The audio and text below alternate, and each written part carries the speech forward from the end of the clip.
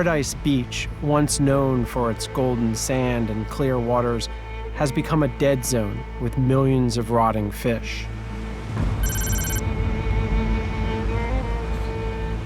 Nobody in their lifetime, we ask the elderly people, nobody saw it. And they believe in these supernatural things. So they said that's why. It's a bad omen. Yeah, bad omen, exactly. Crabs, fish, everything was completely dead. Wow. Even all the plants surrounding that place are all died. Turn red. They all died. And the water, there's no living thing in that water. Locals have been quick to link these apocalyptic scenes to the Chinese factories now dotting these shores. These fish meal plants promise employment, infrastructure, and a potential solution to a global food supply crisis. But at what cost?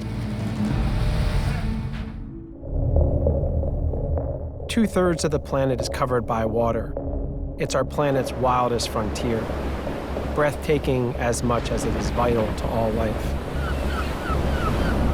A place of discovery and endless reinvention, a metaphor for freedom, as well as a profoundly dystopian realm where the darkest of all humanities play out.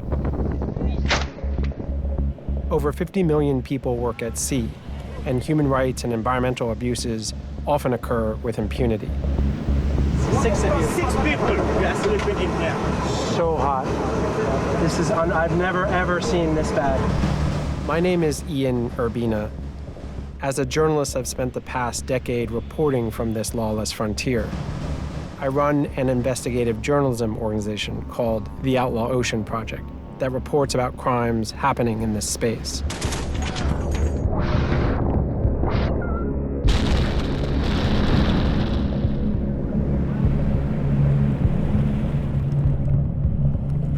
This is the Outlaw Ocean.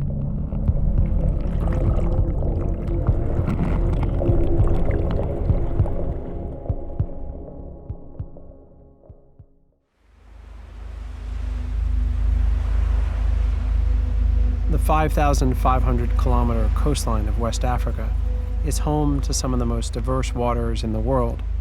It's also economically vital to the region. More than 7 million people from Mauritania to Liberia rely on fishing for their livelihoods. For centuries, artisanal fishermen worked in tandem with nature's rhythms. Abundant fish maintained healthy local fisheries. Then, industrial fishing by foreigners began.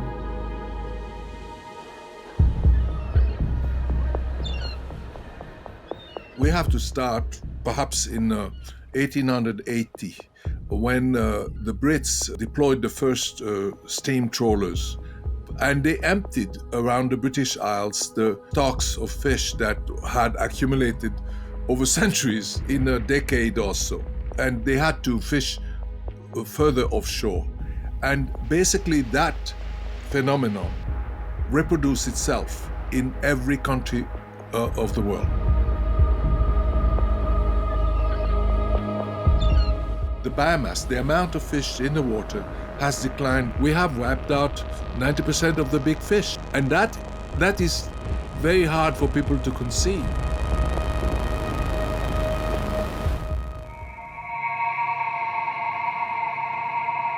With the depletion of at-sea stocks, a hopeful solution emerged: fish farming on land.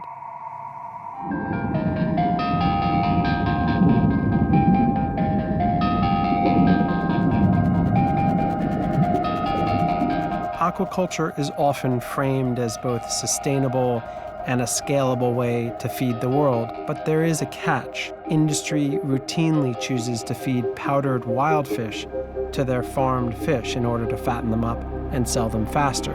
Fish meal is a very inefficient food source that actually worsens depletion of ocean fish stocks rather than slowing it. Fish meal is a product that you get out of fish little fish, they are ground up.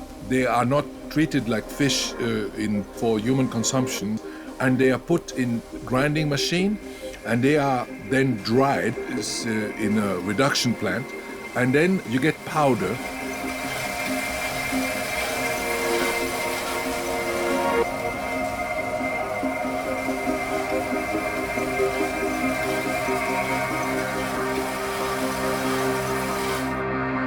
With relentless demand from China pushing fish meal prices to record highs, companies have set their sights on West Africa as a new source of supply. Gambia is the target.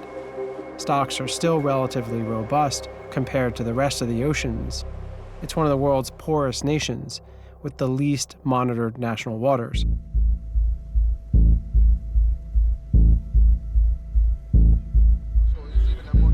My team and I joined local journalist Mustafa Mane, who has spent years investigating the impact of 14 fish meal factories that have popped up in Gambia and neighboring countries. Where are we right now?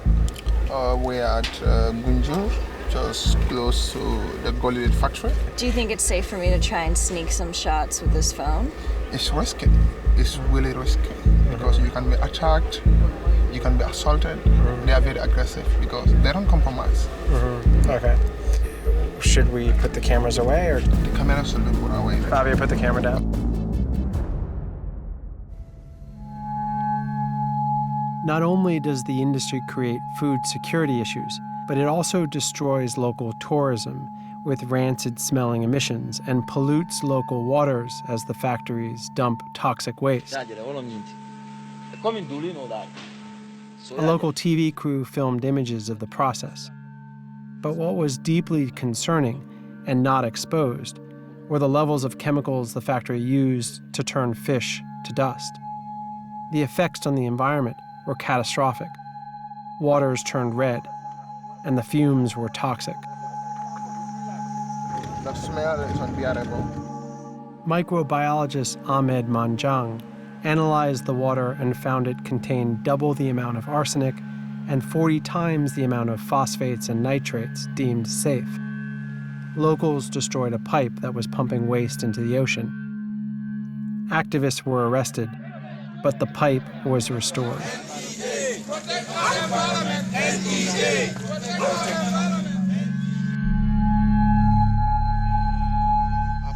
Why do you think they can get away with operating above the law? Because Gambia is in serious political debt with China.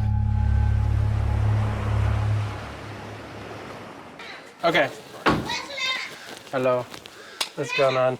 You good? I went to Manjang's home. He's the microbiologist who had tested the toxic waters. He's also now a leader in the opposition to the factories. The local fishermen, they lost control of their beach. These fish meal are taking the protein away from our dinner tables. So what's that going to happen? We're going to have a malnourished nation. Anyway, we are taking the natural one, giving it to the Chinese. They convert it into powder, send it to China, feed the fish, ship, and bring it to Gambia. And resell it to yeah. at an expensive price. The bunga fish we see now will disappear, and that will be a disaster for this community.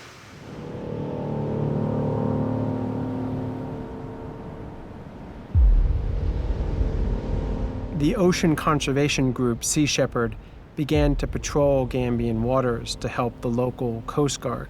I was invited on board.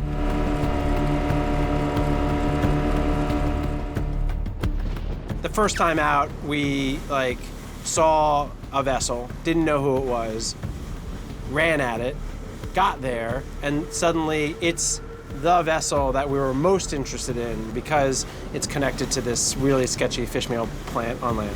Can you repeat, please? I repeat. That ladder, okay?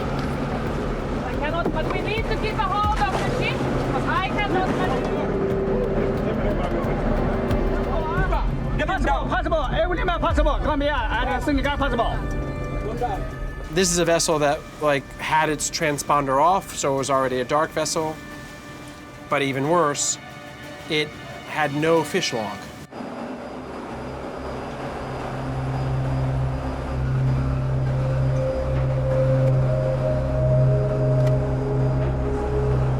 A fishing vessel's got to have a navigation log, which is their positions every day, where they fished, the quantity of fish. You can see the last entry here was on the 21st of January, and then there is nothing. Then this is a dark ship. Who knows where they fished? Amigo, what's that? Santa Maria. He's saying that they can't start going to Banjul yet. He needs 2 hours to make some repairs. We've seen him motoring all morning. It's a delay tactic so he can get on the radio. The captain of the ship was not particularly cooperative, and the Sea Shepherd crew and the Gambian fishery and navy officers told him he was under arrest and ordered him to bring his ship into port.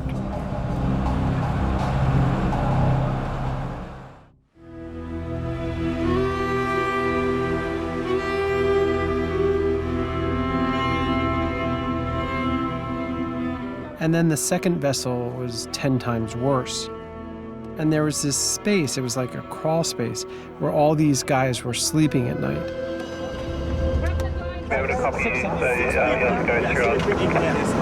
So hot.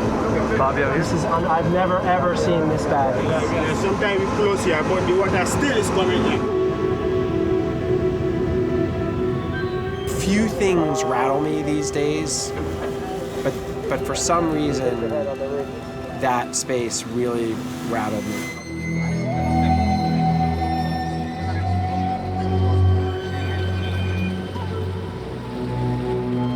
The local fishermen here also testifying that these guys have been trawling very, very close to the shore. On top of that, the living conditions here are really not for humans. Not even for animals, but not for humans.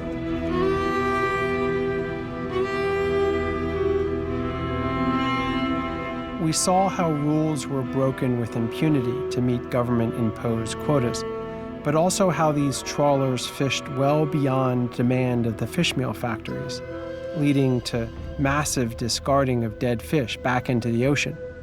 The overcatch is left to rot in the waters or on the beaches, like in Gambia. We harvest fish the same way that is similar to using bulldozers to catch rabbits. And if you use bulldozers to catch rabbit, you will have no forest. Our use of aquaculture is ironically accelerating the very problem we set out to solve. Rather than slowing the depletion of fish stocks, aquaculture is speeding it up because of fish meal. And ultimately, it is the poor and our oceans that continue to pay the price for our ferocious appetite. I will run and come back, but I will never stay away, because I believe one thing, that is, if Gambia is destroyed, it's destroyed for us. And if Gambia is made for us. And I always ask myself one question, that is, what is going to be my answer if my children or my grandchildren happen to ask me, what were you doing when all this environmental destruction was happening? I always want to have the answer. And that's the main reason, that's why I keep speaking to people. I keep doing what I should do. I keep raising the awareness level of people, because awareness raising is key.